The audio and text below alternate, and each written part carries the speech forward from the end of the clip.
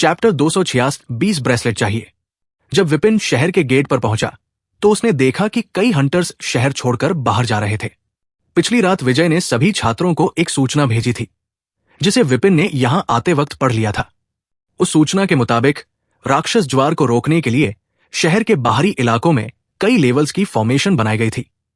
शहर की दीवारों से 1000 किलोमीटर दूर एक फॉर्मेशन बनाई गई थी जो केवल S और A+ रैंक के राक्षसों को रोकने में सक्षम थी। 800 किलोमीटर की दूरी पर एक दूसरी फॉर्मेशन थी जो A रैंक के राक्षसों को रोक सकती थी।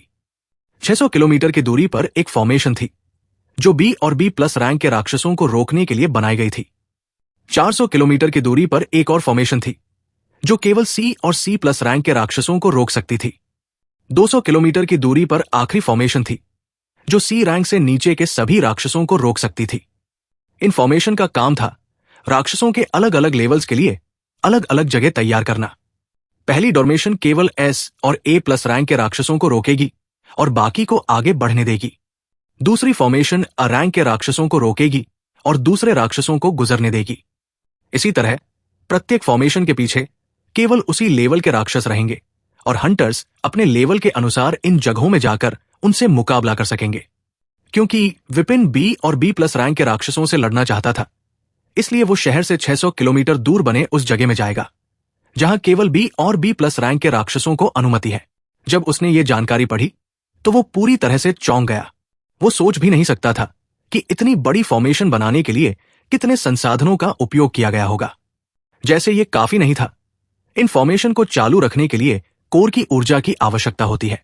इन फॉर्मेशन को सक्रिय करने के लिए हजारों कोर का उपयोग करना पड़ा होगा। शहर के सभी गिल्ड और हंटर्स ग्रुप ने इन सालों में राक्षस ज्वार का सामना करने के लिए जो कोर इकट्ठे किए थे, वे शायद अब इन फॉर्मेशनों को सक्रिय करने में लग गए होंगे। विपिन ने दूसरे हंटर्स के साथ चलते हुए सोचा। नामाबिया शहर में मौजूद सभी गिल्ड ने इन फॉर्मेशन के निर्माण में योगदान दिया था। इन गिल्ड के लिए यह शहर उनका मुख्यालय था जहां उनके बेस स्थित थे। अगर शहर राक्षस ज्वार से बर्बाद हो गया तो उनके गिल्ड भी पूरी तरह बर्बाद हो जाते। अगर उन्होंने योगदान नहीं दिया और शहर तबाह हो गया तो उनके लिए किसी नए शहर में फिर से गिल्ड स्थापित करना बेहद मुश्किल हो जाता। ये फॉर्मेशन शहर की सुरक्षा के लिए बेहद जरूरी थी क्योंकि वे ऊपरी लेवल के राक्षसों को शहर से काफी दूर रोकने में मदद करेंगी। शहर के गेट से बाहर निकलने के बाद विपिन ने चारों ओर देखा। विजय और दूसरे छात्रों को देखकर वो उनकी ओर चल पड़ा। सिद्धार्थ और दूसरे शिक्षक वहां मौजूद नहीं थे क्योंकि वे दूसरे कामों में व्यस्त थे। एस्ट्रेट एकेडमी के ज्यादातर छात्र विजय के आसपास ही इकट्ठा थे। हालांकि राक्षस ज्वार को नामाबिया शहर तक पहुंचने में अभी 2 दिन लगने वाले थे, लेकिन इसका मतलब यह नहीं था कि हंटर्स पूरी तरह आराम कर सकते थे। राक्षसों की इंद्रियां बेहद तेज होती है। उनकी इस क्षमता के कारण कई राक्षस आने वाले ज्वार के खतरे को पहले ही भांप सकते थे। इस वजह से जंगल की गहराइयों में रहने वाले राक्षस अपने स्थानों से बाहर निकलने लगते और ये राक्षस भी हंटर्स दलों के लिए बड़ा खतरा बन जाते। एस्ट्रेट एकेडमी के सभी छात्रों के इकट्ठा होने के बाद विजय ने हर किसी को एक काले रंग का ब्रेसलेट दिया।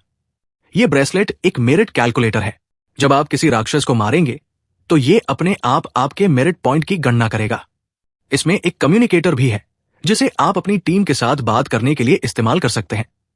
विजय ने ब्रेसलेट देते हुए समझाया, क्या हम टीमों में काम करेंगे प्रोफेसर? ब्रेसलेट लेते हुए एक C+ रैंक के छात्र ने पूछा। नामाबिया शहर के अधिकारियों ने जंगल के अंदर कई डिफेंसिव कैंप बनाए हैं।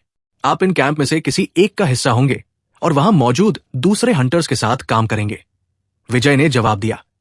और मेरिट पॉइंट सिस्टम के बारे में क्या प्रोफेसर? मेरा मतलब है हमें राक्षसों को मारने के लिए कितने पॉइंट मिलेंगे? एक दूसरे छात्र ने सवाल किया। इसकी चिंता मत करो, मैं थोड़ी देर में पॉइंट सिस्टम की जानकारी के बारे में मैसेज भेज दूंगा। क्या और कोई सवाल है? विजय ने सभी छात्रों की ओर देखते हुए पूछा। जब किसी ने कोई और सवाल नहीं किया तो विजय ने उन्हें अलग अलग कैंप में नियुक्त करना शुरू कर दिया। क्योंकि यहां मौजूद सभी छात्र C और C+ रैंक के थे, इसलिए उन्हें उन जगहों में बनाए गए कैंप में भेजा दिया गया जहां C और C+ रैंक के राक्षसों का झुंड होगा। मैंने आपके कैंप के लोकेशन आपके ब्रेसलेट पर भेज दिए हैं। ध्यान रहे, जो व्यक्ति आपके कैंप का प्रभारी होगा उसके आदेश का पालन करना जरूरी है, समझ गए? विजय ने गंभीर आवाज में कहा। सभी छात्रों ने सहमति में सिर हिलाया। ठीक है, तो अब आप जा सकते हैं। विजय ने उनकी प्रतिक्रिया देखते हुए कहा। इसके बाद एक छात्र को छोड़ के सभी छात्र अपने ब्रेसलेट पर लोकेशन देखकर अपने अपने कैंप की ओर बढ़ गए। प्रोफेसर, क्या तुम वाकई बी और बी प्लस रैंक के राक्षसों से लड़ने का इरादा रखते हो?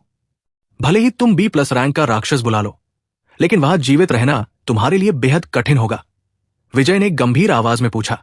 चिंता मत कीजिए प्रोफेसर, मैं कोई लापरवाही नहीं करूंगा, विपिन ने आत्मविश्वास से कहा।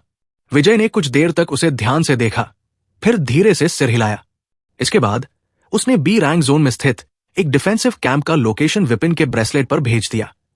मैं अब जा रहा हूं। वहां पहुंचने के बाद कैंप के दूसरे लोगों के साथ मिलकर काम करने की कोशिश करो।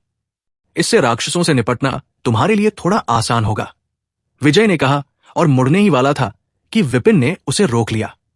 प्रोफेसर, क्या आप मुझे कुछ और ब्रेसलेट दे सकते हैं? तुम्हें और ब्रेसलेट की क्या जरूरत है? विजय ने उलझन भरे स्वर में पूछा। मेरे बुलाए गए राक्षसों के लिए, विजय ने कंधे उचकाते हुए कहा। ओह, विजय ने हल्की नाराजगी से सिर हिलाया और एक और ब्रेसलेट निकालकर उसे दे दिया। प्रोफेसर, मेरा बुलाया हुआ राक्षस थोड़ा हिंसक है, वो चीजों को बहुत जल्दी तोड़ देता है, क्या आप मुझे कुछ और ब्रेसलेट दे सकते हैं? विपिन ने थोड़ी झिझक के साथ कहा। विजय ने उसे अजीब नजरों से देखा, लेकिन उसने सिर हिलाते हुए एक और ब्रेसलेट निकालकर दे दिया। असल में प्रोफेसर, 2 भी काफी नहीं होंगे, वो राक्षस बहुत ज्यादा हिंसक है, क्या आप मुझे लगभग 20 ब्रेसलेट दे सकते हैं? विपिन ने अपना सिर खुजलाते हुए पूछा। यह सुनकर विजय के हाथ से ब्रेसलेट गिरते गिरते रह गए। तुमने अभी क्या कहा? शायद मैंने तुम्हें गलत सुना, विजय ने खुद को शांत रखने की कोशिश करते हुए पूछा। यह बहुत अच्छा होगा अगर आप मुझे 20 या इससे ज्यादा ब्रेसलेट दे सकें, विपिन ने मासूमियत से कहा। विजय ने गुस्से में उसकी ओर देखा। दूर हो जाओ, तुम पागल हो, क्या तुम्हें लगता है कि ये ब्रेसलेट पेड़ों पर उगते हैं? चैप्टर 267, राक्षस ज्वार साधारण नहीं है।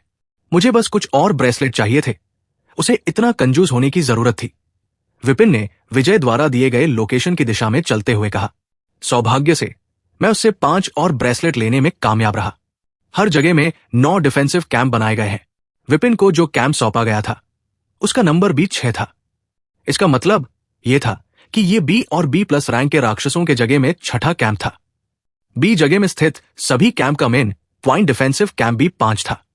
बी 1 से बी 4 के कैंप बी 5 कैंप के दाईं ओर स्थित थे, जबकि कैंप बी 6 से बी 9 तक बी 5 के बाईं ओर स्थित थे। शहर के गेट से कैंप बी 5 की दूरी 600 किलोमीटर थी, जबकि कैंप बी 6 की दूरी लगभग 1000 किलोमीटर थी। विपिन कैंप बी 6 तक पहुंचने के लिए अपने एयरबोर्ड का उपयोग कर रहा था। उसने बघीरा का इस्तेमाल नहीं किया क्योंकि जंगल में कई हंटर्स मौजूद थे और वो ये नहीं चाहता था कि कोई उसका राक्षस देखे। कल रात जब मैं स्टोरेज रिंग खरीदने गया था, तब मैं नया एयरबोर्ड खरीदना पूरी तरह से भूल गया, विपिन ने कैंप बी 6 की ओर बढ़ते हुए खुद से कहा। रास्ते में उसे बहुत कम राक्षस मिले। इसे देख विपिन को कोई हैरानी नहीं हुई, क्योंकि जंगल में बड़ी संख्या में हंटर्स मौजूद थे और उन्होंने शहर के पास के ज्यादातर राक्षसों को मार डाला था। आखिरकार 10 घंटे के लंबे सफर के बाद विपिन डिफेंस कैंप बी 6 तक पहुंचने में कामयाब रहा, लेकिन वहां पहुंचकर उसने जो देखा उसने उसे हैरान कर दिया। ये उसकी कल्पना से बिल्कुल अलग था। उसने सोचा था कि डिफेंस कैंप टेंट से भरा होगा और हंटर्स उसके चारों ओर पहरा दे रहे होंगे, लेकिन वास्तव में वो एक छोटे से शहर जैसा लग रहा था, जिसका आकार लगभग 5-5 वर्ग किलोमीटर था। कैंप 10 मीटर ऊंची मजबूत दीवारों से घिरा हुआ था। छोटे से शहर को देखकर विपिन एक पल के लिए रुक गया और सोचने लगा कि क्या वो सही जगह पर आया है। आखिरकार उसकी जानकारी के अनुसार अधिकारियों को कुछ ही दिन पहले राक्षस ज्वार की खबर मिली थी। इतने कम समय में उन्होंने ऐसा कुछ कैसे बना लिया होगा? लेकिन फिर उसे याद आया कि यह धरती नहीं है। यहां ऐसे कई लोग हैं जो धरती में हेरफेर करने में सक्षम हैं। कुछ ऊपरी लेवल के हंटर्स जो धरती को कंट्रोल कर सकते हैं, उनके लिए कुछ घंटों में ऐसा निर्माण करना असंभव नहीं था। भले ही कैंप के छोटे घर और दूसरे निर्माण भद्दे और अस्थायी दिख रहे थे, लेकिन विपिन ये देखकर प्रभावित हुआ। अपने विचारों को साफ करने के बाद वो कैंप की ओर बढ़ा। कैंप की दीवारें काफी ऊंची थी, लेकिन उनके पीछे कुछ ऊंचे टॉवर दिखाई दे रहे थे। इन टॉवरों पर गार्ड तैनात थे। वो एक टॉवर की ओर बढ़ा। वहां तैनात गार्ड एक बी रैंक का हंटर था। उसने जब विपिन को देखा, जो कि सिर्फ डी प्लस रैंक का हंटर था, तो वो थोड़ा हैरान रह हुआ। दीवारों के पास पहुंचने पर विपिन ने अपना ब्रेसलेट गार्ड को दिखाया। ब्रेसलेट देखकर गार्ड ने कैंप का दरवाजा खोल दिया और विपिन को अंदर जाने दिया। उन्होंने D+ रैंक के हंटर को यहां क्यों भेजा? गार्ड ने विपिन को कैंप में घुसते ही पूछा। क्योंकि मैंने उनसे ऐसा करने को कहा था, विपिन ने कंधे उचकाते हुए जवाब दिया। गार्ड उसके जवाब से हैरान रह गया। कुछ पल तक वो कुछ बोल ही नहीं पाया। वैसे क्या तुम मुझे बता सकते हो कि मुझे अब क्या करना है? विपिन ने गार्ड के अवाक चेहरे को नजरअंदाज करते हुए उससे पूछा। राक्षस ज्वार के आने में अभी कुछ समय बाकी था, इसलिए विपिन को ठीक से पता नहीं था कि उसे क्या करना है। उसके लापरवाह हावभाव को देखकर गार्ड कुछ पल चुप रहा। ऐसे अज्ञानी और मूर्ख लोग लड़ाई के दौरान सबसे पहले मरते हैं। गार्ड ने अपने विचारों में सिर हिलाते हुए सोचा। गार्ड की नजर में विपिन केवल एक नासमझ व्यक्ति था जो अधिक योग्यता और अच्छी रैंक और पाने के लालच में यहां आ गया था। आखिर D+ रैंक का हंटर ऐसी जगह क्यों आएगा जो जल्द ही B और B+ रैंक के राक्षसों से भरने वाली है? लेकिन गार्ड को इस बात से कोई फर्क नहीं पड़ता था कि विपिन यहां क्यों आया है, इसलिए उसने उसे सामान्य जानकारी देना ही बेहतर समझा। वो इमारत देखो, गार्ड ने एक मंजिला इमारत की ओर इशारा करते हुए कहा। विपिन ने इमारत की ओर देखा और उसे एक धातु का साइन बोर्ड दिखाई दिया जिस पर रजिस्ट्रेशन बिल्डिंग लिखा हुआ था। वहां जाकर अपना रजिस्ट्रेशन करवा लो। रजिस्ट्रेशन के बाद तुम्हें दूसरे हंटर्स के साथ एक टीम में शामिल कर लिया जाएगा। अभी तुम्हें कोई खास काम करने की जरूरत नहीं है क्योंकि राक्षस ज्वार अभी भी दूर है, लेकिन हमें लगातार निगरानी रखनी है और आसपास पहरा देना है ताकि कोई राक्षस यहां तक न पहुंच सके। गार्ड की बात सुनकर विपिन ने सिर हिलाया, लेकिन जाने से पहले उसने एक और सवाल पूछ लिया। भाई, क्या अलग अलग जोन में अलग अलग लेवल के राक्षसों को रोकने वाली फॉर्मेशन पहले से ही सक्रिय है, या जब राक्षस ज्वार यहां पहुंचेगा तब उन्हें सक्रिय किया जाएगा? बिल्कुल नहीं, अभी फॉर्मेशन सक्रिय नहीं है। क्या तुम्हें अंदाजा है कि इन फॉर्मेशनों को सक्रिय करने में कितने कोर लगते हैं? गार्ड ने विपिन को लगभग भगाते हुए कहा। अब मुझे परेशान मत करो और जाकर अपना रजिस्ट्रेशन करवाओ। गार्ड की बात सुनकर विपिन ने मुस्कुराते हुए उसे धन्यवाद दिया और रजिस्ट्रेशन बिल्डिंग की ओर बढ़ने लगा। अगर फॉर्मेशन अभी सक्रिय नहीं है तो इसका मतलब है कि अजोन में बने डिफेंस कैंप से बचकर कोई ऊपरी लेवल राक्षस यहां तक पहुंच सकता है। विपिन ने चलते हुए सोचा। चलते समय अचानक उसने कुछ अजीब महसूस किया और एक पल के लिए रुक गया, लेकिन तुरंत उसने अपने हाव भाव पर काबू पा लिया और ऐसे चलने लगा जैसे कुछ हुआ ही ना हो। चलते हुए उसने अपनी शैडो सेंस का उपयोग किया और मन ही मन इलूसिया से संपर्क किया। क्या हुआ इलूसिया? विपिन ने पूछा, क्योंकि उसे एहसास हुआ कि इलूसिया उससे संपर्क करने की कोशिश कर रही है। मास्टर, यह राक्षस ज्वार साधारण नहीं है। इलूसिया की आवाज उसके दिमाग में गूंज उठी। चैप्टर 268 विनाश। नामाबिया शहर के एक बार के प्राइवेट रूम में 60 हंटर इकट्ठा थे। ये सभी हंटर उच्च रैंक के थे और उनकी मौजूदगी से कमरे का माहौल भारी और खतरनाक बन रहा था। इन 60 लोगों में से 4 रैंक के हंटर थे, 8 B+ रैंक के, 16 B रैंक के और बाकी 32 C+ रैंक के हंटर थे। उन सभी की ओर एक क्रूर और खतरनाक आभा फैली हुई थी। ये ऐसे लोग लग रहे थे जो बिना किसी झिझक के किसी को भी पलक झटकते ही मार सकते थे। वहां का क्या माहौल है? एक मध्यम आयु वर्ग का आदमी ने पूछा, जिसकी उम्र लगभग 40 के आसपास लग रही थी। उसके छोटे काले बाल और खुरदुरे चेहरे पर कई छोटे छोटे निशान थे। उसकी पीली चमकती त्वचा और उसके हाथ में पकड़ी शराब की बोतल उसे और अधिक खतरनाक दिखा रही थी। उस आदमी का नाम जीतू था। वो कमरे में मौजूद 4 रैंक के हंटर्स में से एक था। स्थिति अनुकूल है, 60 वर्ष की उम्र की एक महिला ने जवाब दिया। उसके चेहरे पर झुर्रियां थी, लेकिन उसकी आभा जीतू के समान शक्तिशाली थी। उसका नाम अंजू था। वो भी 4 रैंक के हंटर्स में से एक थी। गिल्ड के ज्यादातर हंटर इस समय राक्षसी ज्वार का सामना करने के लिए शहर के बाहर तैनात है। अगर सब कुछ प्लान के हिसाब से चलता रहा तो हम आसानी से अपना लक्ष्य हासिल कर लेंगे, अंजू ने कहा। तभी सुनहरे बालों वाला एक आदमी, जिसका चेहरा सुंदर और प्रभावशाली था, उसने वहां इकट्ठा शिकारियों की ओर देखा और बोला। उसकी आवाज में आत्मविश्वास झलक रहा था। मास्टर कालिया से मुझे मैसेज मिला है कि हेल एप अपनी राक्षसी सेना के साथ 40 घंटे में यहां पहुंच जाएगा। मुझे यकीन है कि आप सब तैयार हैं। इस आदमी का नाम मनोज था और वो कमरे में मौजूद तीसरा रैंक का हंटर था। हम 4 टीमों में बंटेंगे और चारों तरफ से शहर पर एक साथ हमला करेंगे, मनोज ने प्लान समझाते हुए कहा। हर एक टीम में 1 रैंक का, 2 बी प्लस रैंक के, 4 बी रैंक के और 8 सी प्लस रैंक के हंटर होंगे। टीम का रैंक का हंटर टीम का लीडर होगा और वही ऑपरेशन को लीड करेगा। मैंने आप सभी को पहले ही मैसेज भेज दिया है कि आप किस टीम में हैं। यदि आपके पास कोई प्रश्न है तो आप अभी पूछ सकते हैं। मैं नहीं चाहता कि हमारे ऑपरेशन शुरू करने के बाद कोई गड़बड़ करे। मनोज ने गंभीरता से कहा। मुझे इनमें से किसी की परवाह नहीं है, बस मुझे ये बता दो कि हम कब शुरू कर रहे हैं। एक छोटे कद के व्यक्ति ने कहा। वो सिर्फ 135 सेंटीमीटर लंबा था और दिखने में किसी बच्चे जैसा लग रहा था, लेकिन उसकी मौजूदगी रैंक के हंटर की क्रूर आभा झलक रही थी।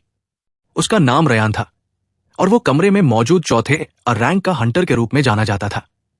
बच्चे, क्या उसने अभी नहीं कहा कि नरक बंदर 40 घंटे में यहां पहुंचेगा? तो ये साफ है कि हम भी उसके आने के बाद ही ऑपरेशन शुरू करेंगे। जीतू ने शराब पीते हुए लापरवाही से कहा। मुझे नहीं लगता कि तुम्हें मुझे बच्चे कहने का अधिकार है, जब तुम्हारे तीसरे पैर का आकार मेरे 5वें हिस्से से भी कम है, रयान ने मजाकिया लहजे में उत्तर दिया। पफ। जीतू ने जैसे ही शराब पी वो बुरी तरह खांसने लगा। हाँ। दूसरी ओर कमरे में मौजूद बाकी हंटर्स जीतू को उपहास भरी नजरों से देखते हुए जोर से हंसने लगे। जीतू ने रयान को गुस्से भरी आंखों से देखा और उसके चारों ओर की जानलेवा आभा और भी तेज हो गई। रयान ने मुस्कुराते हुए जीतू को बीच की उंगली दिखा दी। जीतू रयान की ओर भागने ही वाला था कि मनोज ने दोनों को रोक दिया। तुम दोनों बकवास करना बंद करो। अगर तुम यहां लड़ना शुरू करोगे तो ये शहर के हंटर्स का ध्यान आकर्षित करेगा और हम मास्टर कालिया का मिशन पूरा नहीं कर पाएंगे। क्या तुम मिशन में फेल होने के बाद मास्टर कालिया की सजा का सामना करना चाहते हो? मनोज ने कड़क आवाज में कहा। मनोज की बात सुनकर कमरे में मौजूद हर एक व्यक्ति के शरीर में डर की लहर दौड़ गई। कोई भी मास्टर कालिया की सजा का सामना नहीं करना चाहता था।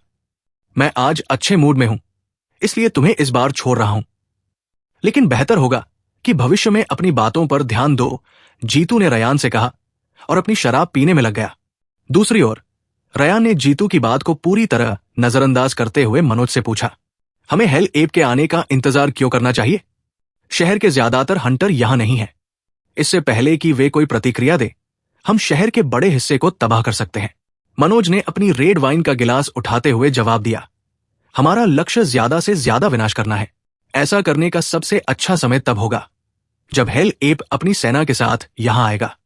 उस समय शहर के ज्यादातर लोग उस पर ध्यान देंगे और हम अपने मिशन को अच्छे से पूरा कर पाएंगे।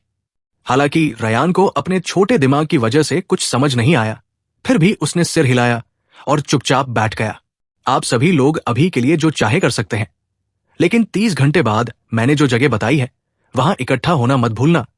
मनोज ने शराब का एक और घूंट लेते हुए बी प्लस और दूसरे कम रैंक के हंटर से कहा।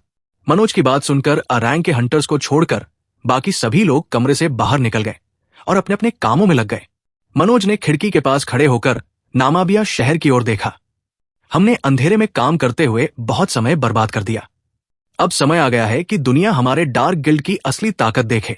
जल्द ही हम इस पूरी दुनिया पर कब्जा करेंगे और जो भी हमारे रास्ते में आएगा उसे खत्म कर देंगे। मनोज ने मन ही मन सोचा और धीरे धीरे अपनी शराब खत्म की। चैप्टर 269 हमले की योजना। तुम्हारा क्या मतलब है एलुसिया? विपिन ने गंभीर आवाज में पूछा। मास्टर, सौम्या ने मुझे फोन करके बताया कि उसने वो हथियार और कवच भेज दिया है जिसका उसने वादा किया था। साथ ही उसने मुझे गिल्ड के कुछ सदस्यों को भेजने के लिए कहा है जो डार्क गिल्ड के सदस्य भी हैं। वे अभी नामाबिया शहर में हैं। उसके अनुसार डार्क गिल्ड के ये सदस्य शहर पर अंदर से हमला करने की योजना बना रहे हैं। जब शहर के हंटर राक्षस ज्वार से निपटने में व्यस्त होंगे, इलुसिया ने जल्दी से कहा, सेक्रेड हार्ट गिल्ड में सभी लोग डार्क गिल्ड के सदस्य नहीं हैं। ज्यादातर सदस्य साधारण हंटर हैं और केवल लगभग 20% सदस्य डार्क गिल्ड से जुड़े हैं। विपिन ने यह सुनकर हैरानी से कदम रोक लिए और रजिस्ट्रेशन बिल्डिंग के बाहर खड़ा हो गया। अंदर जाने के बजाय वो एक कोने में चला गया। इलुसिया, सब कुछ साफ रूप से समझाओ, विपिन ने गंभीरता से पूछा। मुझे पूरी जानकारी नहीं है, लेकिन यह राक्षस ज्वार नेचुरल नहीं लगता। यह किसी तरह डार्क गिल्ड से जुड़ा है। जहां तक मुझे पता है, डार्क गिल्ड का एक और एस रैंक का हंटर इस राक्षस ज्वार के पीछे है। वे शहर पर अंदर से हमला करने की योजना बना रहे हैं। जब बाकी हंटर राक्षस ज्वार से लड़ाई में व्यस्त होंगे, इलुसिया ने विपिन को बताया। वे राक्षस ज्वार कैसे बना कर सकते हैं? विपिन ने चौंकते हुए पूछा। ये सोचते हुए कि राक्षस ज्वार नेचुरल नहीं है, आपने गिल्ड के किसी भी सदस्य को यहां भेजने के लिए मना कर दिया था, है ना? चिंता मत कीजिए मास्टर, मैंने बहाना बनाया कि हम इस समय एक डंजन से निपट रहे हैं और उसके अनुरोध को अस्वीकार कर दिया, इलुसिया ने आश्वस्त किया।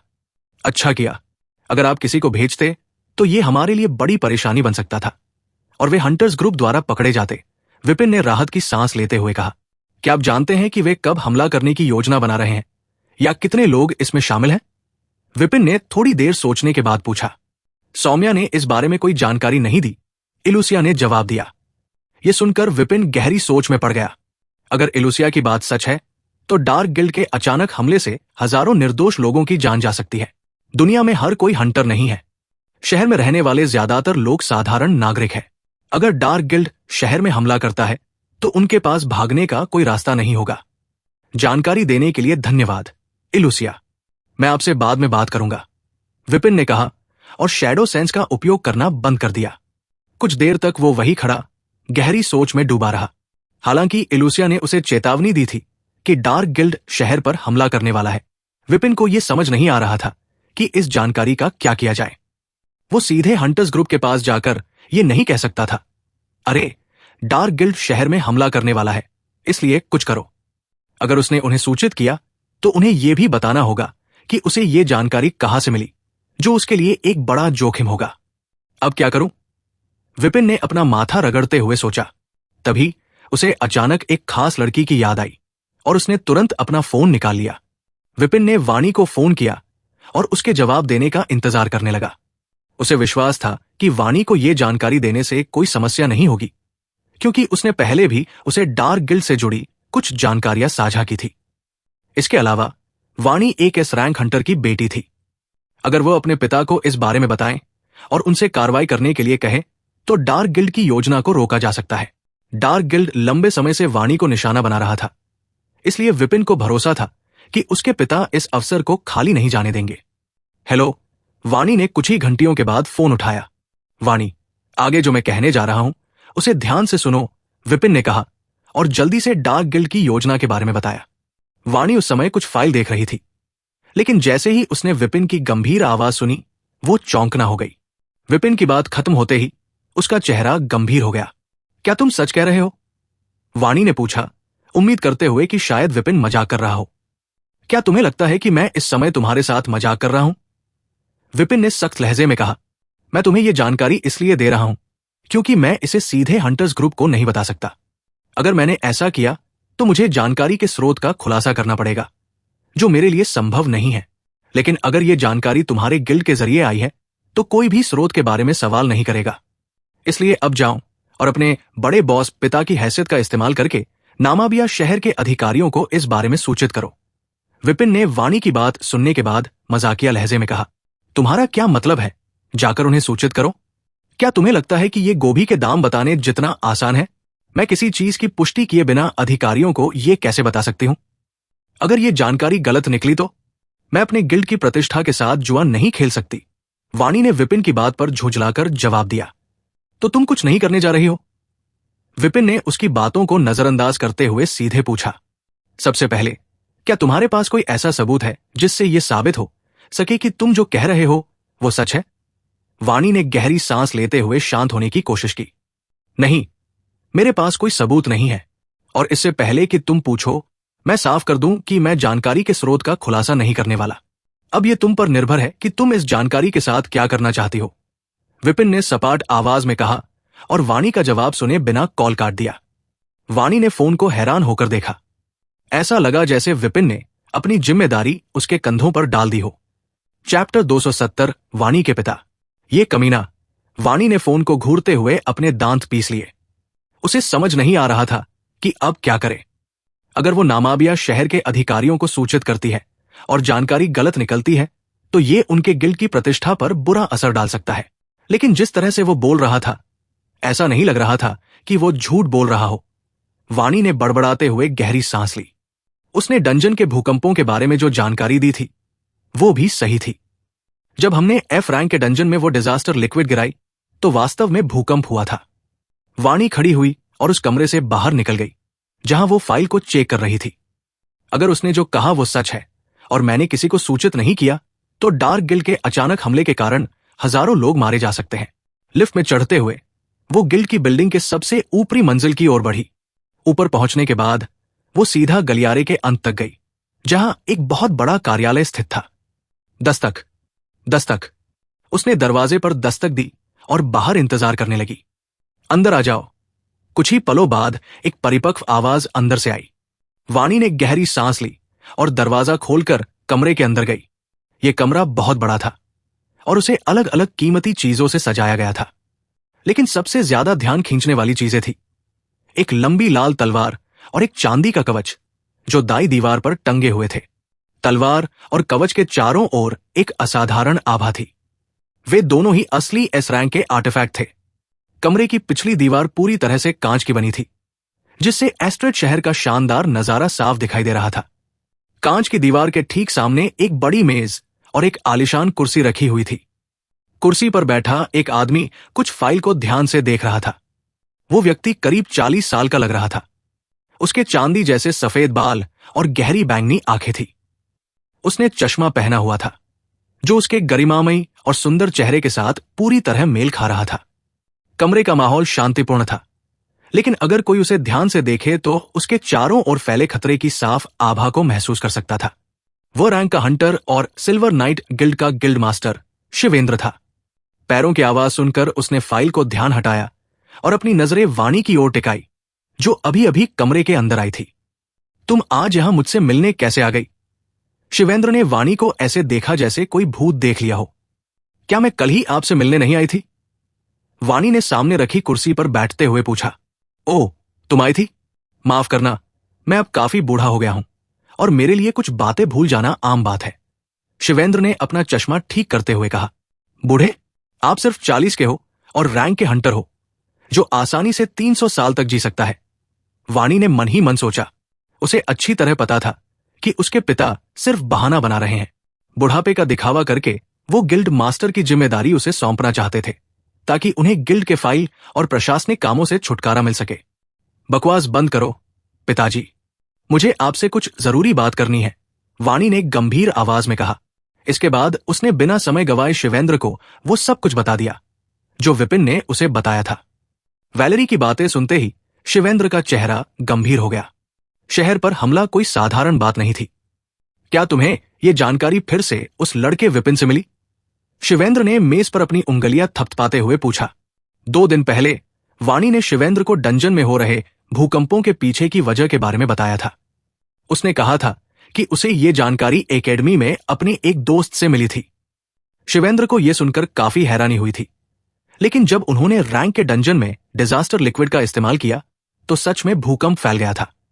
तुम जानते हो कि यह जानकारी डंजन के भूकंपों से भी ज्यादा गंभीर है, क्योंकि अगर तुम्हारी कही बात सच हुई तो हजारों लोगों की जान दांव पर होगी। सही कहा ना? शिवेंद्र ने वाणी को गंभीरता से देखते हुए पूछा। वाणी ने उसकी बात सुनकर सहमति में सिर हिलाया। तो तुम क्या सोचती हो? क्या तुम्हें लगता है कि वो सच बोल रहा है? शिवेंद्र ने दोबारा पूछा। वाणी कुछ पल चुप रही, फिर उसने सिर हिलाकर हामी भरी। उसके पास हमसे झूठ बोलने की कोई वजह नहीं है, और अगर ये जानकारी गलत भी निकली तो भी इससे हमें कोई बड़ा नुकसान नहीं होगा। दूसरी तरफ अगर यह सच हुआ तो हम कई मासूमों की जान बचा सकते हैं, और साथ ही हमारी प्रतिष्ठा भी और मजबूत होगी। वाणी की बात सुनकर शिवेंद्र कुछ पल खामोश रहा और उसे गहराई से देखता रहा। फिर उसने धीरे से सिर हिलाया। ठीक है, तुम जा सकती हो। मैं नामाबिया शहर के अधिकारियों को इस बारे में बता दूंगा। शिवेंद्र की बात सुनने के बाद वाणी उठी और ऑफिस से बाहर चली गई। उसके जाने के बाद शिवेंद्र अपनी कुर्सी से खड़ा हुआ और कमरे की कांच की दीवार के पास चला गया। उसने वहां से एस्ट्रेट शहर के नजारे को देखा और गहरी सांस ली। वो बच्चा आखिर कितने राज छिपा रहा है? शिवेंद्र ने बड़बड़ाते हुए अपना फोन निकाला और उसमें एक तस्वीर देखने लगा। तस्वीर में एक आइस ट्रोल की लाश था, जिसका सिर गायब था, जो अब तक फ्रॉस्ट वर्ल्ड डंजन से रिकवर नहीं हुआ है, क्योंकि वाणी और उस लड़के ने इसे पिछली बार साफ किया था। उसके मुताबिक उन्हें 5वीं मंजिल पर एक आइस ट्रोल का सामना करना पड़ा था। और दिलचस्प बात यह है कि डंजन से निकलने के कुछ दिनों बाद उस लड़के ने सिटी प्लाजा में एक आइस ट्रोल की लाश बेची थी। या ये सब सिर्फ एक संयोग है? शिवेंद्र के चेहरे पर एक हल्की मुस्कान उभरी। लगता है मुझे जल्द ही उससे मिलने की जरूरत पड़ेगी, उसने मन ही मन विपिन के साथ एक मीटिंग तय करने के बारे में विचार करते हुए सोचा। अगर ये जानकारी सच निकली तो वो बूढ़ा कमीना मुझ पर काफी खुश होगा, और जब वो पूछेगा कि इस मदद के बदले मुझे क्या चाहिए, तो मैं उसे कुछ समय के लिए अपने वेटर की तरह काम करने के लिए कह सकता हूं। शिवेंद्र के चेहरे पर एक दुष्ट मुस्कान उभरी और उसने फोन नंबर डायल कर दिया। चैप्टर 271 एक टीम। कॉल खत्म करने के बाद विपिन ने एक लंबी सांस ली। उसे यकीन था कि अब जब वाणी को डार्क गिल्ड की योजना के बारे में पता चल गया है तो वो चुपचाप नहीं बैठेगी और उन्हें सफल होते हुए देखने नहीं देगी। लेकिन साथ ही वो ये भी जानता था कि डार्क गिल्ड को पूरी तरह रोकना और कोई भी जानमाल का नुकसान न होने देना लगभग असंभव है। हमें यह भी नहीं पता कि वे कब हमला करेंगे, नहीं ये कि डार्क गिल्ड के कितने सदस्य शामिल होंगे और वे किस जगह को निशाना बनाएंगे। नामाबिया शहर काफी बड़ा था और इतने कम समय में उन्हें खोज पाना आसान नहीं था। इसके अलावा ज्यादातर हंटर इस समय राक्षस ज्वार की तैयारी में व्यस्त थे। भले ही उन्हें पूरी तरह से रोका नहीं जा सकता, लेकिन अगर वाणी ये जानकारी हंटर्स ग्रुप को दी तो वे हताहतों की संख्या को कम करने में सफल होंगे। विपिन ने सोचा और फिर इस बारे में ज्यादा विचार करना छोड़ दिया। वो महज एक D+ रैंक का हंटर था और इस स्थिति में ज्यादा कुछ नहीं कर सकता था। पहले रजिस्ट्रेशन कर लेते हैं, विपिन ने खुद से कहा और रजिस्ट्रेशन बिल्डिंग की ओर बढ़ गया। बिल्डिंग के अंदर जाते ही विपिन ने देखा कि कुछ हंटर समूह में खड़े होकर आपस में बातचीत कर रहे थे। उसने चारों ओर नजर दौड़ाई और जैसे ही रिसेप्शन देखा और वो उसकी ओर चल पड़ा। रिसेप्शन डेस्क के पीछे बैठा व्यक्ति एक C रैंक का हंटर था जिसके चेहरे पर नींद भरी सुस्ती थी। तो आज फिर एक मेल रिसेप्शनिस्ट? विपिन ये सोचने से खुद को रोक नहीं पाया कि क्या अरोड़ा दुनिया के लोगों को फीमेल रिसेप्शनिस्ट रखने से कोई दिक्कत है। जहां भी जाओ कभी भी कोई सुंदर दिखने वाली लड़की नहीं होती जो एक प्यारी मुस्कान के साथ तुम्हारा स्वागत करे। विपिन ने मन ही मन बड़बड़ाया और रजिस्ट्रेशन के लिए आगे बढ़ गया। चाहे वो शहर के प्लाजा का रिसेप्शनिस्ट हो, होटल का हो या अब इस रजिस्ट्रेशन बिल्डिंग का, विपिन जहां भी जाता रिसेप्शनिस्ट हमेशा एक पुरुष ही होता। और यहां C रैंक का यह रिसेप्शनिस्ट अब तक का सबसे बुरा था। वो ऐसे बैठा था जैसे किसी भी पल सो जाएगा। यहां रजिस्टर करने आए लोग ऐसे व्यक्ति को देखकर प्रेरित कैसे महसूस कर सकते हैं जो खुद नींद की कमी से पीड़ित दिख रहा है। विपिन काउंटर के सामने आया, लेकिन रिसेप्शनिस्ट ने उसकी ओर देखने की भी जरूरत नहीं समझी। वो बस अपनी आंखें खुली रखने की पूरी कोशिश कर रहा था। विपिन को एक बार फिर लगा कि इस कैंप का भविष्य उज्जवल नहीं है। उसने हल्के से काउंटर पर अपनी मुट्ठी पटकी। धप! अचानक हुई इस आवाज से रिसेप्शनिस्ट चौंक गया और जल्दी से खड़ा हो गया। क्या आप मुझे अपना रजिस्ट्रेशन कराने में मदद कर सकते हैं? विपिन ने अपना हंटर कार्ड आगे बढ़ाते हुए पूछा। रिसेप्शनिस्ट ने उसे थोड़ा अजीब नजर से देखा, फिर सिर हिलाकर कार्ड ले लिया।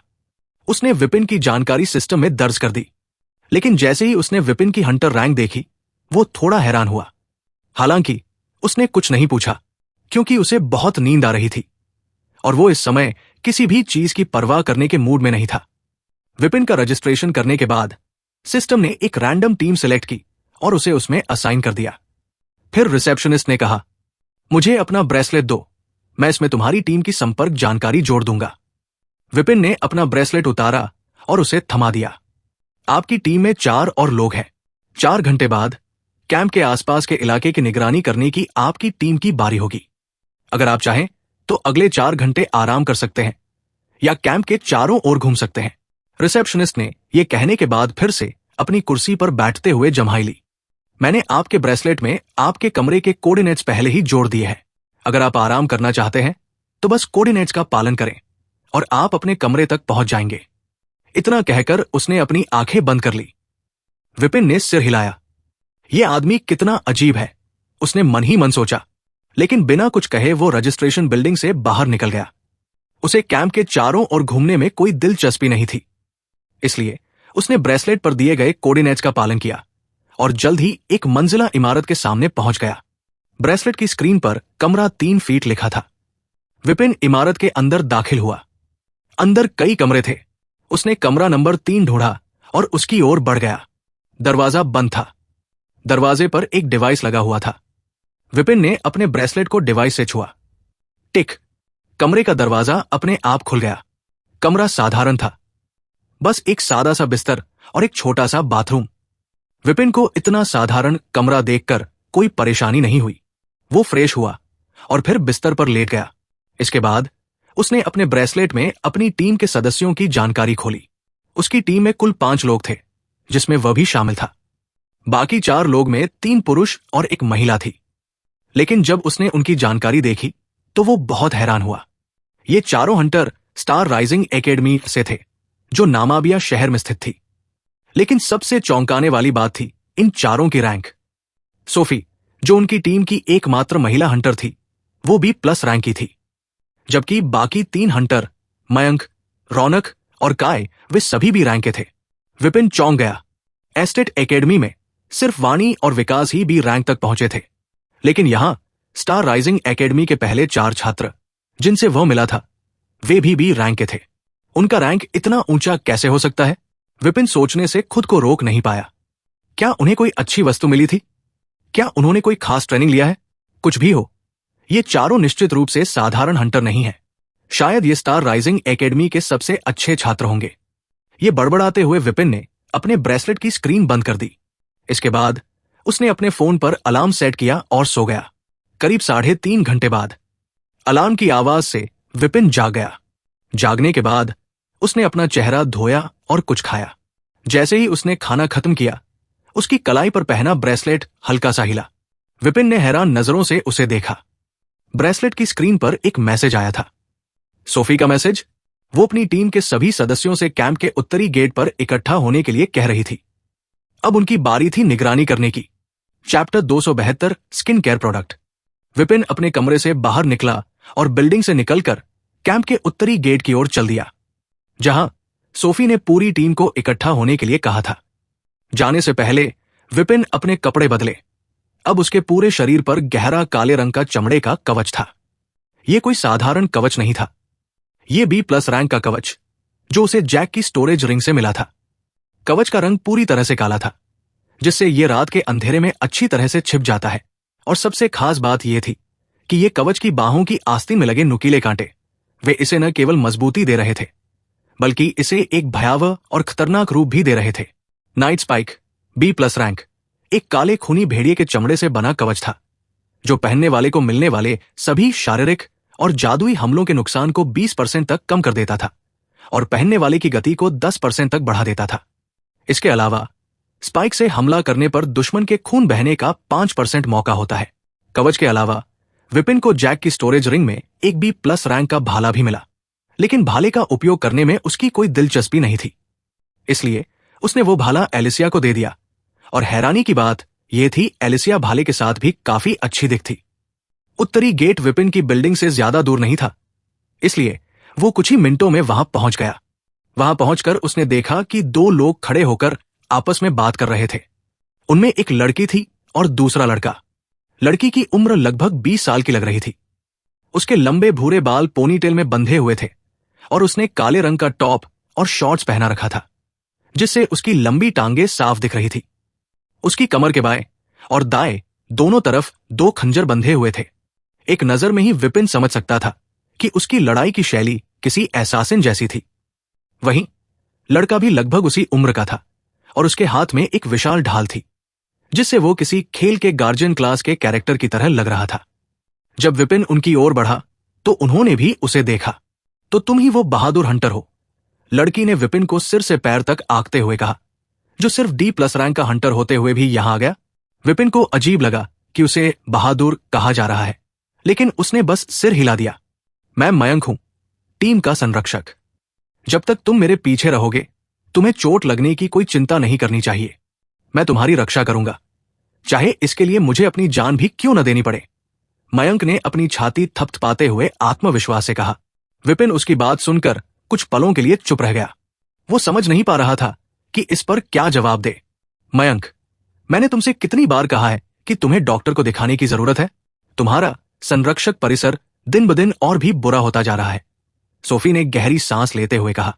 इसके बाद उसने विपिन की ओर देखा और अजीब तरह से मुस्कुराई। इसकी बातों पर ज्यादा ध्यान मत दो, इसके दिमाग में कुछ गड़बड़ है। इसकी चिंता मत करो, मैं समझ सकता हूं। विपिन ने सिर हिलाते हुए जवाब दिया। तुम्हारा क्या मतलब है कि मेरे दिमाग में कुछ गड़बड़ है? मैं बिल्कुल ठीक हूं, समझे? मयंक ने सोफी को घूरते हुए कहा, तुम्हारा क्लास तलवारबाज है, लेकिन तलवार चलाने के बजाय तुम इस विशाल ढाल के साथ घूमते रहते हो। किस तरह से तुम्हें लगता है कि तुम्हारा दिमाग पूरी तरह सही है? सोफी ने लगभग अपने खंजर निकालते हुए चिल्लाया। विपिन पूरी तरह से हैरान रह गया और मयंक को देखते हुए सोचने लगा कि यह किस तरह का तलवारबाज है। तुम बस एक स्टॉकर हो जो लोगों को मारने का मजा लेती हो, इसलिए तुम्हें एक गार होने की महिमा के बारे में कुछ भी नहीं पता। मयंक ने अपनी ढाल थपथपाते हुए सोफी से कहा, कमीने, स्टॉकर किसे कह रहे हो? मैं एक एसासिन हूं। सोफी ने लगभग उस पर झपटते हुए चिल्लाया। हाँ, स्टॉकर, एसासिन या जो भी हो, मयंक ने लापरवाही से हाथ हिलाते हुए जवाब दिया। विपिन वही खड़ा रहा, पूरी तरह से उलझन में। वो कुछ कहना चाहता था, लेकिन उसे समझ नहीं आया कि क्या बोले। उसने कभी नहीं सोचा था कि उसे ऐसे अजीब साथी मिलेंगे। कम से कम इन्हें मेरी रैंक की परवाह नहीं है, विपिन ने सोचा और हल्की मुस्कान के साथ सिर हिलाया। सोफी और मयंक को इस तरह बहस करते देख उसे एक्वा और नेक्रोस की याद आ गई, जो बिल्कुल ऐसे ही लड़ते हैं। लेकिन तभी विपिन को अचानक कुछ महसूस हुआ। उसने तुरंत अपना सिर घुमाया और अपने पीछे देखा। जैसे ही विपिन ने अपने पीछे देखा कि दो लोग उनकी ओर आ रहे थे, जब उसने उन पर नजर डाली तो वो एक पल के लिए चौंक गया, क्योंकि उनमें से एक को वो पहचानता था। क्या ये वही आदमी नहीं है जिसे सेलिब्रिटी कॉम्प्लेक्स है? विपिन ने उस व्यक्ति को घूरते हुए सोचा। ये वही शख्स था जिसे उसने पहली बार वीआर मिशन में हराया था, जब उसने कुछ मिशन पॉइंट इकट्ठा किए थे। अब जब मैं सोचता हूं तो उसने खुद को स्टार राइजिंग एकेडमी के छात्र के रूप में पेश किया था। विपिन ने याद किया। वैसे ही रौनक और काय उनके पास पहुंचे। तुम दोनों अब भी लड़ रहे हो? अगर लोग तुम्हें इस तरह लड़ते हुए देखेंगे तो यह तुम्हारी छवि के लिए अच्छा नहीं होगा। रौनक ने पास आते ही सोफी और मयंक को डांटने के अंदाज में कहा, यह जंगल के बीच में भी अपनी सार्वजनिक छवि के बारे में सोच रहा है। विपिन ने मन ही मन सोचा और पक्का कर लिया कि इस व्यक्ति को सच में सेलिब्रिटी कॉम्प्लेक्स है। फिर उसकी नजर आखिरी व्यक्ति काय पर गई। उसके छोटे काले बाल और सुंदर चेहरा था। उसे देखकर विपिन सोचने लगा कि क्या इस आदमी को भी बाकियों की तरह कोई अजीब समस्या है। चिंता मत करो, मैं बिल्कुल ठीक हूं। जैसे ही वो विपिन के दिमाग को पढ़ सकता था, काय ने मुस्कुराते हुए कहा। विपिन को थोड़ी असहजता महसूस हुई जब उसने देखा कि काय उसकी सोच को इतनी आसानी से भाप गया था। नमस्ते, मैं विपिन हूं, आपसे मिलकर अच्छा लगा। विपिन ने काय से अपना परिचय देते हुए हाथ मिलाने के लिए हाथ बढ़ाया। मैं काय हूं। काय ने भी मुस्कुराते हुए हाथ मिलाया। कम से कम ये तो टीम के बाकी दो लड़कों जैसा अजीब तो नहीं लगता, विपिन ने सोचा और अपना हाथ वापस खींचने की कोशिश की। लेकिन जैसे ही उसने हाथ वापस खींचने की कोशिश की, उसने देखा कि काय ने अभी भी उसका हाथ पकड़ रखा था। उससे अपना हाथ छुड़ाने के लिए कहने ही वाला था कि काय ने अचानक कहा, तुम भी मेरी तरह काफी अच्छे दिखते हो। बाद में मेरे कमरे में मिलने का क्या विचार है? मैं तुमसे कुछ स्किन केयर प्रोडक्ट के बारे में पूछना चाहता हूं। विपिन का दिमाग एक पल के लिए सुन्न हो गया और वो समझ ही नहीं पाया कि उसने क्या सुना। जब उसने होश संभाला और काय के चेहरे पर उसकी गहरी मुस्कान देखी तो उसकी रीढ़ में ठंडक दौड़ गई। वो चिल्लाना चाहता था कि जब वो ऐसा व्यवहार कर रहा है तो खुद को ठीक कैसे कह सकता है। चैप्टर 273 भेड़ियों का झुंड। सोफी और बाकी टीम कैंप से निकलकर आसपास की जगह में निगरानी करने लगे। आधी रात हो चुकी थी और उन्हें सूरज उगने तक, यानी लगभग 5 घंटे तक निगरानी करनी थी। सोफी सबसे आगे थी। वो एक पेड़ से दूसरे पेड़ पर छलांग लगाकर आगे आगे निगरानी कर रही थी। एक एसासिन के रूप में उसकी गति और छिपकर चलने की क्षमता बेहतरीन थी, जिससे वो इस काम के लिए सबसे अच्छी थी। विपिन मयंक के साथ साथ चल रहा था। जैसे ही वे कैंप से बाहर निकले, मयंक ने उससे कहा कि वो उसके पास ही रहे, ताकि वो किसी भी संभावित राक्षस से उसकी रक्षा कर सके। मयंक की सुरक्षा को लेकर गंभीरता वाकई काबिले तारीफ थी। रौनक और काय उनसे थोड़ा पीछे चल रहे थे और उनकी चालढाल से ऐसा लग रहा था जैसे वे आधी रात की सैर का आनंद ले रहे हों। उनका रवैया बिल्कुल बेफिक्र था, मानो ये सिर्फ एक साधारण टहलना हो। निगरानी को लेकर विपिन के मन में एक सवाल था जिसे वो समझ नहीं पा रहा था। इसलिए उसने अपने पास चल रहे मयंक से पूछा, अगर मैं गलत नहीं हूं तो शहर की दीवारों से 1000 किलोमीटर के दायरे में ज्यादातर राक्षसों को पहले ही मार दिया गया होगा, जब डिफेंसिव कैंप और फॉर्मेशन बनाई जा रही थी। अगर कोई और राक्षस इस जगह में आना भी चाहे तो उन्हें जंगल के गहरे हिस्से से गुजरना होगा, है ना? लेकिन यहां तक पहुंचने के लिए पहले उन्हें हमारे सामने मौजूद एस और रैंक के डिफेंसिव कैंप को भी पार पाना पड़ेगा। विपिन की बात सुनकर मयंक ने हल्का सिर हिलाया, मानो वो समझ गया हो कि वो क्या पूछना चाहता है। तुम्हारा मतलब है कि क्योंकि हमारे आगे 2 डिफेंसिव कैंप है, तो हमें यहां निगरानी करने की जरूरत नहीं होनी चाहिए, क्योंकि ज्यादातर राक्षस उन्हीं के द्वारा मारे जाएंगे और यहां तक पहुंचने का कोई मौका नहीं होगा, है ना? विपिन ने सिर हिलाया। यही सवाल उसके दिमाग में घूम रहा था। हालांकि हमारे सामने 2 कैंप हैं, लेकिन वे केवल अरैंक और उससे ऊपर के राक्षसों को ही रोकेंगे। इसलिए जितने भी राक्षस अरैंक से नीचे होंगे वे इस इलाके में आ सकते हैं। मयंक की बात सुनकर विपिन थोड़ा चौंक गया और आगे की बात का इंतजार करने लगा। हमारा अनुमान है कि राक्षसों का ज्वार यहां तक पहुंचने में अभी लगभग 35 घंटे लगेगा, लेकिन यह सिर्फ अनुमान है। यह भी संभावना है कि वे सिर्फ 5 घंटे में ही यहां पहुंच जाएं। इसीलिए हंटर हमेशा सतर्क रहें। यह सुनिश्चित करने के लिए सामने के कैंप में मौजूद हाई रैंक के हंटर रैंक से नीचे के किसी भी राक्षस को नहीं रोकेंगे, जिससे बाकी हंटर सुस्त न पड़े और हर समय लड़ाई के लिए तैयार रहें। अगर वे हर राक्षस को वही रोक देंगे तो बाकी हंटर यहां बेफिक्र रहेंगे। लेकिन अगर राक्षसों का हमला हमारी अपेक्षा से पहले शुरू हो गया तो वे उस हमले के लिए तैयार नहीं होंगे और उनकी प्रतिक्रिया धीमी हो जाएगी। चिंता मत करो, भले ही हमें राक्षसों का सामना करना पड़े, मैं तुम्हारी रक्षा करूंगा। मैं एक भरोसेमंद रक्षक हूं, यह बात अच्छी तरह जान लो। जब मयंक ने देखा कि विपिन उसकी बात सुनकर गहरी सोच में डूबा हुआ है, तो उसने अपनी छाती थपथपाई। उसे लगा कि शायद विपिन राक्षसों से डर रहा है। मयंक की बात सुनकर विपिन हल्के से मुस्कुराया और अपना सिर हिला दिया। तभी अचानक सोफी एक पेड़ से नीचे कूदी और बोली, हमसे लगभग 200 मीटर की दूरी पर 4 भी रैंक भेड़ियों का एक छोटा झुंड है, तो चलो मैं आगे रहूंगा और उनका ध्यान आकर्षित करूंगा। सोफी की बात सुनते ही मयंक की आंखों में जोश आ गया और वो आगे बढ़ने के लिए तैयार हो गया। मयंक रुको, सोफी ने कहा, लेकिन इस बार उसकी आवाज बेहद गंभीर थी। मयंक ने तुरंत अपने कदम रोके और उसकी ओर देखा। जब उसने देखा कि सोफी के चेहरे पर गंभीरता साफ झलक रही थी, तो उसने उलझन भरे अंदाज में पूछा, क्या हुआ? सोफी ने मयंक की बात को अनसुना करते हुए विपिन की ओर रुख किया। विपिन, मुझे नहीं पता कि तुम सिर्फ D+ रैंक के होने के बावजूद भी रैंक जोन में कैसे शामिल हो पाए, लेकिन मुझे यकीन है कि तुम्हारी अकादमी के शिक्षकों ने तुम्हें यहां भेजने का कोई ठोस कारण जरूर होगा। राक्षस ज्वार के दौरान हमें एक निश्चित जगह सौंपा जाएगा और हमें वहां कंधे से कंधा मिलाकर लड़ना होगा। मैं जानती हूं कि हमारी टीम के लोग थोड़े अजीब हैं, लेकिन मैं नहीं चाहती कि किसी की लापरवाही से राक्षस ज्वार के दौरान कोई अनहोनी हो जाए। तो क्या तुम हमें अपनी ताकत के बारे में कुछ बता सकते हो, ताकि हम बेहतर तालमेल के साथ लड़ सकें? सोफी ने उसे गहराई से देखते हुए कहा। विपिन सोफी की बात सुनकर थोड़ा हैरान हुआ, लेकिन जब विजय ने बताया था कि वे एक टीम में काम करेंगे, तो उसे पहले से ही ऐसे सवालों की उम्मीद थी। आखिरकार एक टीम के रूप में काम करने के लिए साथियों की क्षमताओं और ताकत के बारे में कुछ जानकारी होना जरूरी होता है। रौनक और बाकी लोग जिस तरह आपस में घुल मिलकर बात कर रहे थे, उससे साफ था कि वे पहले से एक दूसरे को जानते हैं और अतीत में साथ काम भी कर चुके हैं। साथ ही उनकी ताकत पर कोई शक नहीं किया जा सकता, क्योंकि वे सभी भी रैंक के हंटर थे। टीम में अकेला नया व्यक्ति सिर्फ वही था और उसकी D+ रैंक बाकी लोगों के मुकाबले थोड़ी अजीब लग सकती थी। जब विपिन ने तुरंत कोई जवाब नहीं दिया, तो सोफी ने कहा, गलत मत समझना, मैं तुम्हें सिर्फ इसलिए नीचा नहीं दिखा रही क्योंकि तुम D+ रैंक के हो। मैं बस ये सुनिश्चित करना चाहती हूं कि राक्षस ज्वार के दौरान कोई अनहोनी न हो जाए। विपिन हल्के से मुस्कुराया और बोला, चिंता मत करो, मैं समझता हूं कि तुम क्या कहना चाहती हो और मुझे इससे कोई परेशानी नहीं है। यह कहकर उसने उस दिशा में चलना शुरू कर दिया जहां सोफी ने भेड़ियों के झुंड को देखा था।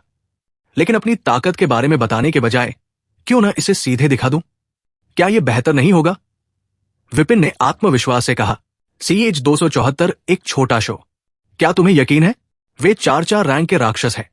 सोफी ने चिंता भरी निगाहों से विपिन की ओर देखा, जो निडरता से भेड़ियों के झुंड की ओर बढ़ रहा था।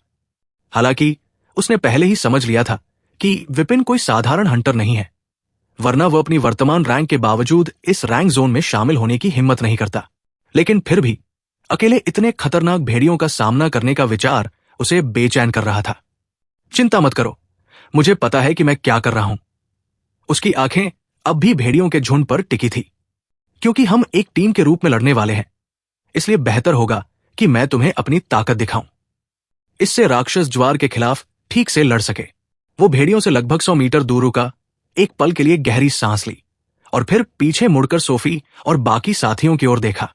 तुम सब बस यही रुको और शो का मजा लो। इतना कहते ही बिना किसी हिचकिचाहट के वो अकेले ही आगे बढ़ गया। मयंक ने चुपके चुपके विपिन का पीछा करने की कोशिश की, लेकिन जैसे ही सोफी ने उसे देखा, उसने तुरंत उसे रोक लिया। मयंक के चेहरे पर एक हल्की उदासी झलक गई।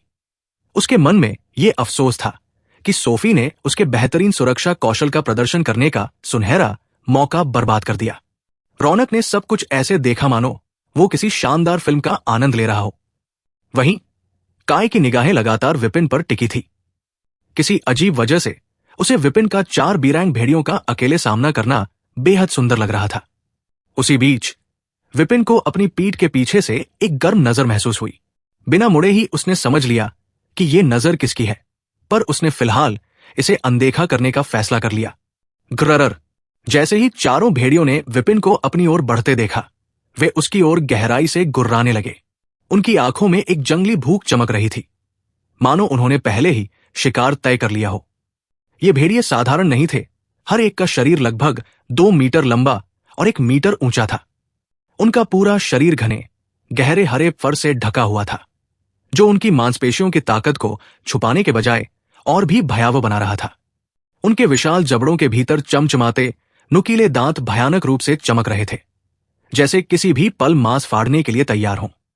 उनके मुंह से गाढ़ी लार टपक रही थी और उनकी जलती हुई नजरें विपिन पर ऐसी टिकी थी जैसे वो कोई स्वादिष्ट भोजन हो, जिसे वे किसी भी कीमत पर नहीं छोड़ सकते।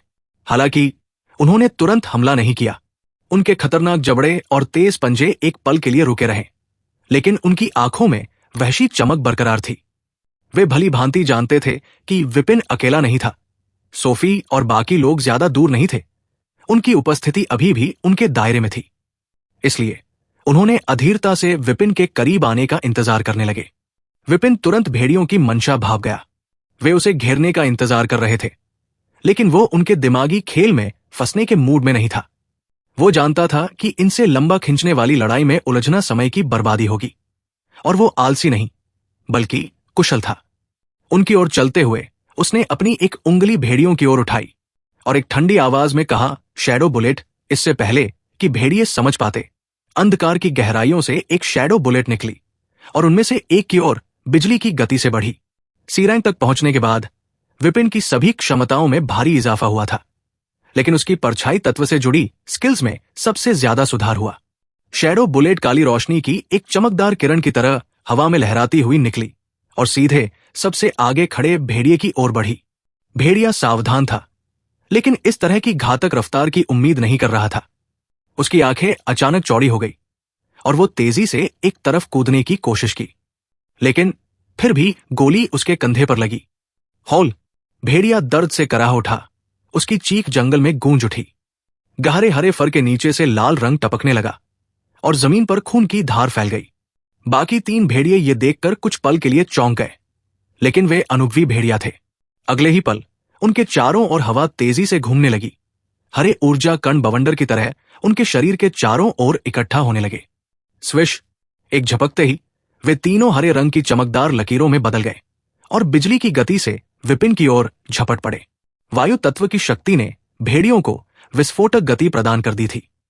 वे बिजली की तरह लहराते हुए आगे बढ़े। उनकी चाल इतनी तेज थी कि एक आम इंसान के लिए उनकी हलचल को पकड़ना असंभव था। लेकिन विपिन आम नहीं था। टेम्पोरल वेलोसिटी के प्रभाव में विपिन की आंखों के सामने दुनिया धीमी हो गई। वो साफ रूप से देख सकता था कि तीनों भेड़िए अलग अलग दिशाओं से उसकी ओर झपट रहे थे। उनके नुकीले पंजे चमक रहे थे, जैसे किसी तेज धार वाले हथियार से बने हों। स्विश! रौनक और बाकी लोगों की नजर में ये सब एक पल में हुआ। भेड़िए हवा में हरी चमक की लकीरें छोड़ते हुए अचानक विपिन के सामने आ गए और तीनों ने एक साथ अपने पंजों से हमला किया। तीनों भेड़ियों के पंजे हवा को चीरते हुए विपिन की ओर बढ़े। रौनक और बाकी लोगों को लगा कि अब वो इस हमले से नहीं बच पाएगा, लेकिन अगले ही पल कुछ ऐसा हुआ जिसने सभी को चौंका दिया। विपिन ने बिजली की तेजी से अपना शरीर झुका लिया। उसकी चाल इतनी स्वाभाविक थी जैसे उसने पहले ही भेड़ियों की हर हरकत को पढ़ लिया हो। उनके पंजे बस कुछ इंच की दूरी से उसके सिर के ऊपर से गुजर गए। स्विश! अगले ही पल विपिन हवा में उछलते हुए पीछे की ओर कूद गया। जैसे ही विपिन ने छलांग लगाकर खुद को हमले की जगह से बाहर निकाल, उसकी परछाई अचानक फैलने लगी। ऐसा लगा जैसे जमीन पर किसी दूसरे आयाम का दरवाजा खुल गया हो। स्वूश! उस गहरे काले परछाई से एक विशालकाय दरियाई घोड़ा प्रकट हुआ। उसका पूरा शरीर काले धुएं से ढका था और उसकी आंखें नीली रोशनी में चमक रही थी। अगले ही पल उसके खुले मुंह से एक तेज धार वाली पानी की लहर निकली, जो किसी बवंडर की तरह तीनों भेड़ियों की ओर बढ़ी। अपने पिछले हमले के कारण वे अभी भी हवा में थे और इससे पहले कि वे कुछ समझ पाते, वो प्रचंड जलधारा उन्हें अपने में समाहित कर लिया। तीनों भेड़िए पानी की प्रचंड लहर के साथ उछलकर आसमान की ओर जा पहुंचे। वे अभी भी हालात समझने की कोशिश कर रहे थे, लेकिन तब तक बहुत देर हो चुकी थी। शर्रर! पानी की तेज धार ने उनके शरीर को हर दिशा से चीरने लगे। ऐसा लगा जैसे सैकड़ों अदृश्य ब्लेड उनके ऊपर झपट पड़े हों। Hold out! उनकी चीखें हवा में गूंज उठीं, लेकिन वे ज्यादा देर तक नहीं टिक सकी। लहर ने उनके शरीर को रगड़कर जगह जगह से गहरे घाव कर दिए। उनके घने हरे फर के बीच से खून की धारा बहने लगी और देखते ही देखते पानी की धार का एक हिस्सा गहरे लाल रंग में बदल गया। जैसे ही पानी की लहर अचानक गायब हुई, तीनों भेड़ियों के शव आसमान से नीचे गिरने लगे। उनके शरीर जगह जगह से कटे हुए थे, गहरे घावों से खून रिस रहा था और उनकी आंखों में बस दर्द और असहायता झलक रही थी। धड़ाम, धड़ाम, धड़ाम! तीनों भेड़िए भारी आवाज के साथ जमीन पर गिरे। उनके शरीर बेजान पड़े थे और उनमें से किसी में भी हिलने डुलने की ताकत नहीं बची थी। सब कुछ इतनी तेजी से हुआ कि आसपास खड़े लोग कुछ समझ ही नहीं पाए। जिस पल से भेड़िए विपिन की ओर झपटे थे, तब से अब तक केवल 5 सेकंड ही बीते थे, पर नतीजा चौंका देने वाला था। जो 3 भेड़िए पूरी रफ्तार से विपिन की ओर बढ़े थे, वे अब बेजान जमीन पर पड़े थे। उनके शरीर जगह जगह से कटे हुए थे और खून चारों ओर फैल चुका था। सोफी और बाकी लोग अब भी अपनी जगह जमे खड़े थे। उनकी आंखें चौड़ी हो गई थी और दिमाग सुन्न हो चुका था। वे समझ नहीं पा रहे थे कि ये सब इतनी तेजी से कैसे हो गया। काय ने अविश्वास भरी नजरों से विपिन को घूरते हुए कहा, वो मोटा दरियाई घोड़ा आखिर आया कहां से? तीनों भेड़ियों की हालत देखकर विपिन जरा भी हैरान नहीं हुआ। एक वह B+ रैंक का था, जबकि वे तीनों केवल B रैंक के थे। ताकत में अंतर पहले ही साफ था, लेकिन असली वजह सिर्फ यही नहीं थी। वे एक्वा के अचानक हुए हमले के लिए तैयार नहीं थे और ऊपर से उन्होंने सीधे उसके सबसे शक्तिशाली हमलों में से एक का सामना किया था। इसलिए यह स्वाभाविक ही था कि वे इतनी बुरी हालत में पड़े थे। विपिन की शैडो बुलेट का शिकार बना पहला भेड़िया अब भी कांप रहा था। उसके पैरों में इतनी कंपन थी कि वो ठीक से खड़ा भी नहीं हो पा रहा था। उसने अपनी आंखों से देखा था कि कैसे उसके झुंड के 3 साथी कुछ ही सेकंड में गंभीर रूप से घायल होकर मौत के कगार पर पहुंच गए। एक्वा ने धीरे से अपना सिर घुमाया और भेड़िए की ओर देखा। भेड़िए की रीढ़ में एक ठंडी लहर दौड़ गई। उसकी सांसें तेज हो गई और उसके दिमाग में सिर्फ एक ही ख्याल था, भागो। लेकिन जैसे ही उसने अपनी मांसपेशियों को हिलाने की कोशिश की, एक चमकदार हरी तलवार की रोशनी उसकी आंखों के सामने कौंधी। उसका दिल एक पल के लिए रुक गया और उसकी आंखें अंधेरे में डूब गई। विपिन ने अपनी मेघास्त्र तलवार से टपकते खून को देखा, फिर भेड़िए के सिरहीन शरीर पर एक नजर डाली। उसकी आंखों में कोई भावना नहीं थी, बस ठंडी थी। उन्हें भी खत्म करो, उसने बिना पीछे देखे शांत आवाज में आदेश दिया। एक्वा ने गुर्राते हुए सिर हिलाया। उसने अपना विशाल जबड़ा खोला और उसके भीतर पानी की भयंकर लहरें उमड़ने लगी। अगले ही पल एक जल तोप की तरह उसके मुंह से एक गोला निकला, जो हवा को चीरते हुए सीधा उन 3 भेड़ियों की ओर बढ़ा जो गंभीर रूप से घायल होकर जमीन पर पड़े थे। जैसे ही पानी का विनाशकारी गोला उन पर गिरा, एक भयंकर आवाज गूंज उठा। धड़ाम! तीनों भेड़ियों के शरीर हवा में उछल गए और जैसे ही वे जमीन से टकराए, उनकी जीवन शक्ति पूरी तरह समाप्त हो चुकी थी। चारों ओर बस सन्नाटा था और हवा में खून की गंध तैर रही थी। विपिन ने एक नजर उन बेजान शरीरों पर डाली, फिर शांत आवाज में कहा, वापस आओ। अगले ही पल एक्वा की विशाल आकृति धुंधली होती गई और वो विपिन की परछाई में गायब हो गई। एक्वा को अपनी परछाई में समा जाने देने के बाद विपिन ने अपनी नजरें सोफी और बाकी लोगों की ओर घुमाई। उनके चेहरे पर हैरानी साफ झलक रही थी और उनके खुले हुए मुंह ये बता रहे थे कि वे अभी भी घटनाओं को पूरी तरह समझ नहीं पाए थे। विपिन ने हल्की मुस्कान के साथ कहा, उम्मीद है कि यह छोटा सा शो मेरी ताकत का एक मोटा अंदाजा देने के लिए काफी था। उसके शब्द हवा में तैर गए, लेकिन किसी के पास कोई जवाब नहीं था। वे बस अवाक खड़े रहे।